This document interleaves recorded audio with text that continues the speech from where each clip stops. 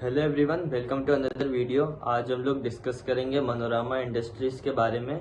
तो ये एक स्मॉल कैप कंपनी है इन द एफएमसीजी इंडस्ट्री। और ये क्या करती है, ये फार्मर्स से एक्सोटिक सीड्स परचेज करती है और फिर उन्हीं सीड्स को जो है ये लोग हाई स्पेशलिटी फैट्स और बटर में कन्वर्ट करके फिर इनको सेल करते हैं। ठीक है, तो अगर हम लोग रिसेंट क्वार्टरली परफॉर्मेंस की बात करें तो इनका रेवेन्यू जो है ना वो अराउंड 65% से ग्रो कर रहा है ईयर ऑन ईयर बेसिस पे। इस क्वार्टर इनका रेवेन्यू था लगभग 380 करोड़ के आसपास। इसके अलावा इनका जो एबिटा मार्जिन है ना वो पिछले कुछ क्वार्टर से स्टेबल है एट अराउंड 27%। और इनका जो पैट मार्जिन है ना वो 2.5 परसेंटेज पॉइंट से गिर गया है ईयर ऑन ईयर बेसिस पे। ठीक है, तो इसके पीछे का मेन रीजन तो ये था कि इस फाइनेंशियल ईयर में इन्होंने बहुत सारी न्यू सब्सिडियरीज लॉन्च करी है। तो उस वजह से जो है ना उन सब्सिडियरीज में इनको एम्प्लॉयज को हायर करना था, तो जो एम्प्लॉय कॉस्ट है वो ज्यादा है। उसके अलावा कुछ ऑपरेशंस के ओवरहेड्स हैं वो भी न्यू सब्सिडियरीज में ज्यादा है। इस वजह से जो है इनका पैट मार्जिन गिर गया है। उसके अलावा इनका जो रॉ मटेरियल कॉस्ट है और जो फ्रेट का कॉस्ट है वो भी बढ़ गया था।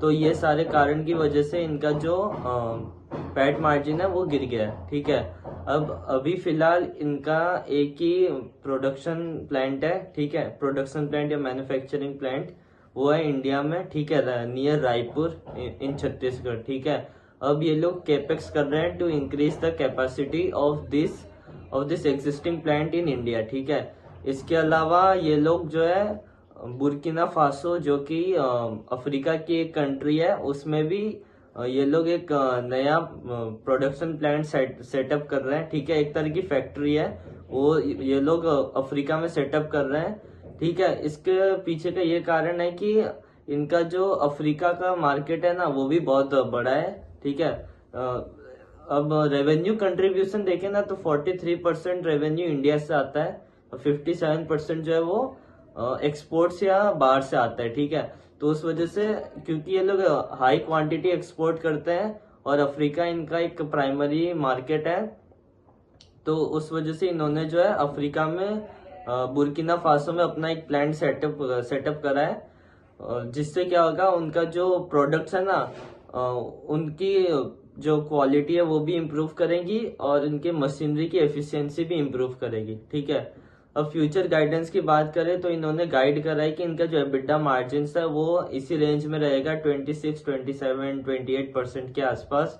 और रेवेन्यू ग्रोथ का इन्होंने एज सच कोई गाइडेंस दिया नहीं है, पर इट इज एक्सपेक्टेड कि एटलीस्ट 25-30% से तो ये लोग अपने रेवेन्यू को ग्रो ही करेंगे। ठीक है, बाकी पिछले 3 सालों में इन्होंने अपने रेवेन्यू को ग्रो करा है बाय अराउंड 60% CAGR।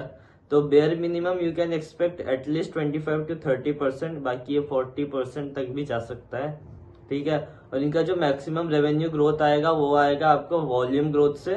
ठीक है, मतलब प्राइस ग्रोथ भी होगा लेकिन ज्यादा कंट्रीब्यूशन आपका वॉल्यूम ग्रोथ से होगा। ठीक है, अब बिजनेस में एक की रिस्क है जो कि लगभग हर उस कंपनी में होगा जो अपना रेवेन्यू का मैक्सिमम परसेंटेज एक्सपोर्ट से लाते हैं, वो ये है कि करेंसी रिस्क। ठीक है, तो आप देख सकते हैं कि पिछले 1 साल में इंडियन रुपी कितना डेप्रिसिएट करा है।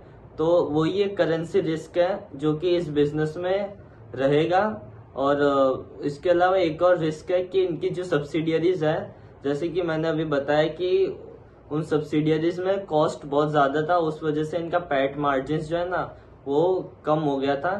तो अगर ये सब्सिडियरीज बहुत जल्दी ब्रेक इवन नहीं करते हैं तो फिर इनका मार्जिन फ्यूचर में और कंप्रेस कर सकता है। ठीक है, तो ये 2 की रिस्क है फिलहाल बिजनेस में।